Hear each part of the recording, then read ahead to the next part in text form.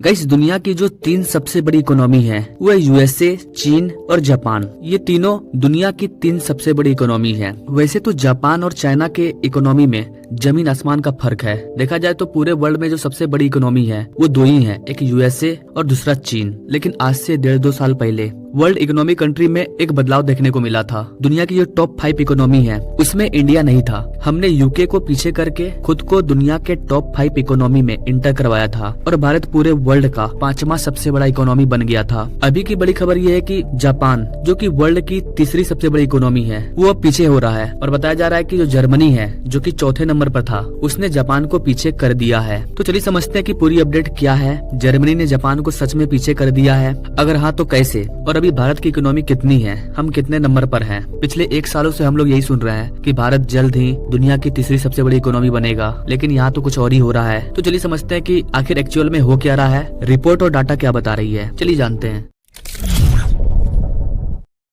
Guys अभी world economy में जो हुआ है ना वो थोड़ा अजीब है, क्योंकि जर्मनी ने जापान को पीछे किया है। बट कैसे किया है? जर्मनी ग्रो नहीं किया है बल्कि जापान की ग्रोथ कम हो गई है। तो किसी भी कंट्री के आगे निकलने का 2 ही रीजन है, या तो आप खुद आगे बढ़ जाओ या फिर सामने वाला खुद नीचे चला जाए तो आप ऑलरेडी ऊपर हो जाओगे। और यहाँ पर दूसरी चीज हुई है, जापान की जो ग्रोथ है वो कम हो गई है। तो अब सवाल आता है कि जापान के साथ ऐसा क्या हो रहा है, जापान की ग्रोथ कम कैसे हो रही है? और चूंकि जापान हमारा मित्र भी है तो मित्र के बारे में जरूर जानना चाहिए कि आखिर जापान के साथ ऐसा क्या हो रहा है। नाउ आप ये आर्टिकल देख सकते हैं, CNBC की ये न्यूज है, Japan is no longer the world 3rd largest economy as it slip into recession. इस पर कई आर्टिकल जारी हुए हैं। कई जापान पीछे जा रहा है ग्रोथ में, इसका मेन रीजन है इन्फ्लेशन। इन्फ्लेशन किसी भी देश को कमजोर बना सकता है, इसलिए आर्टिकल में लिखा जा रहा है Japan unexpectedly slip into recession. मतलब ये एक्सेप्ट नहीं किया गया था कि जापान के साथ ऐसा होगा, बट ये हो गया। 2022-23 का जो 3rd क्वार्टर का डाटा आया है उसके डाटा के अकॉर्डिंग आप देख सकते हैं यहाँ पर जापान की जो GDP है वो 5.7% की ग्रोथ रेट से ग्रो की है और जापान का जो करंट नेटवर्क है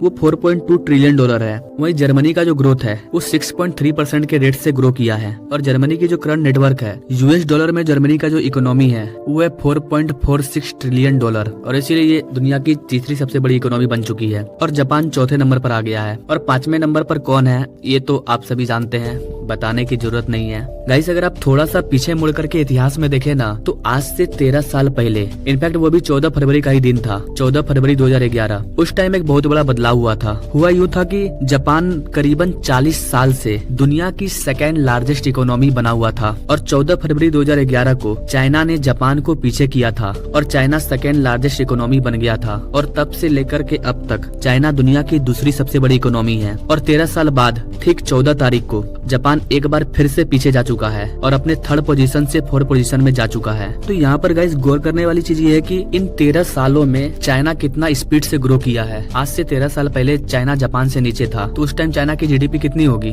3 ट्रिलियन 2 ट्रिलियन। अभी चीन की GDP कितनी है? $19 ट्रिलियन, 4 ट्रिलियन से 5 ट्रिलियन के आसपास। तो जरा आप सोच करके देखिए कि चाइना कितना ग्रो किया कि वो जापान को पीछे तो छोड़ा लेकिन अब उन दोनों में जमीन आसमान का फर्क हो चुका है। इससे यही पता चलता है कि अगर कोई कंट्री ग्रो करेगा ना तो आपको पता भी नहीं चलेगा और वो आगे निकल जाएगा। और वही रफ्तार अभी भारत की है। कई एक्सपर्ट्स का यही कहना है कि 2023-24 में भारत जो ग्रो करने वाला है वो अच्छा खासा ग्रो होगा और हम दुनिया की 3rd लार्जेस्ट इकोनॉमी में अपनी जगह बना लेंगे। चाइना को पीछे करना इतना आसान नहीं है, टाइम लगेगा, 1-2 दशक लग जाएगा, लेकिन हाँ पीछे जरूर छोड़ेंगे। और वैसे भी अपने प्यारे भारत का जो टारगेट है वो अमेरिका है। अगर हमारा लक्ष्य बड़ा है तो बीच में जो भी है वो अपने आप पीछे छूट जाएगा। अमेरिका टारगेट रहेगा $35 ट्रिलियन हमारा अगर टारगेट है तो 20 ट्रिलियन का चाइना ऑलरेडी पीछे चल जाएगा। इसलिए आप जो भी कर रहे हैं टारगेट बढ़ा रखिए अपना। ना जापान पर आते हैं। गाइस जापान का जो 3rd क्वार्टर और 4th क्वार्टर है उसमें काफी ज्यादा कॉन्ट्रैक्शन देखने को मिला है। अगर किसी देश की GDP लगातार 1 साल तक यानी कि हर क्वार्टर में नीचे गिरती जाती है तो उसको हम लोग डिप्रेशन बोलते हैं। और अगर 2 तिमाही में गिरती है 1-2 क्वार्टर में तो उसको हम लोग यहाँ पर रिसेशन का नाम देते हैं, जो कि जापान के साथ हुआ है। अब इसका इम्पैक्ट क्या पड़ा जापान पर, आइए उसको भी देख लेते हैं। जैसे भी ये आंकड़े सामने आए कि जापान अब दुनिया की तीसरी सबसे बड़ी इकोनॉमी नहीं रहा, आप भी यही एक्सेप्ट कर रहे होंगे कि जापान की आंकड़े आने के बाद कि जापान अब दुनिया का तीसरा सबसे बड़ा इकोनॉमी नहीं रहा तो जापान का जो स्टॉक मार्केट है वो नीचे गिर गया होगा। लेकिन गाइस यहाँ पर हैरानी की बात यह है कि जापान का स्टॉक मार्केट नीचे गिरने के बजाय 0.65% ग्रो कर गया। ये थोड़ी सी अजीब चीज हुई है यहाँ पर, क्योंकि मोस्ट प्रोबेबली हर देशों के साथ यही देखा गया है, अगर GDP गिरती है तो स्टॉक मार्केट भी गिर जाता है। लेकिन जापान की कहानी कुछ और ही है। अब आपके मन में सवाल होगा कि वो तो ठीक है जो हुआ सो हुआ, बट ये हुआ कैसे? इसका कोई तो रीजन होगा। जी हाँ गाइस, रीजन है बिल्कुल रीजन है, बता रहा हूँ। जापान का जो सेंट्रल बैंक है, जैसे कि भारत का सेंट्रल बैंक है RBI, उसी तरह जापान का सेंट्रल बैंक है। उन लोगों को लगता था कि इन्होंने अपने इंटरेस्ट रेट को काफी बढ़ा करके रखा था ताकि इनके देश का जो इन्फ्लेशन है वो कम हो। लेकिन चूंकि अब जापान की GDP भी ग्रो नहीं कर रही है, तो जापान के जो भी इन्वेस्टर है, निवेशक हैं, उनको लग रहा है कि अब बैंक ऑफ जापान मजबूर हो जाएगा और अपने इंटरेस्ट रेट को कम कर देगा। और इसी उम्मीद में इन लोगों ने अपना पैसा स्टॉक मार्केट में ज्यादा इन्वेस्ट कर दिया, जिसकी वजह से जापान का जो स्टॉक मार्केट है उसमें उछाल देखने को मिला। क्योंकि अगर इंटरेस्ट रेट में कटअप किया जाएगा तो जाहिर सी बात है कि इकोनॉमी में पैसा आएगा, जिससे स्टॉक मार्केट में जो भी अपना पैसा इन्वेस्ट किए हैं उनको फायदा होगा। इसलिए वहाँ की जो स्टॉक मार्केट है वो अचानक से बढ़ गई। तो जापान की जो सेंट्रल बैंक है वो काफी प्रॉब्लम में है कि कैसे इसे मैनेज किया जाए। अब उनका इन्फ्लेशन कम हो चाहे नहीं हो, लेकिन उन्हें यहाँ पर रिलैक्स देना होगा। कई एक्सपर्ट्स का कहना है कि जापान की जो GDP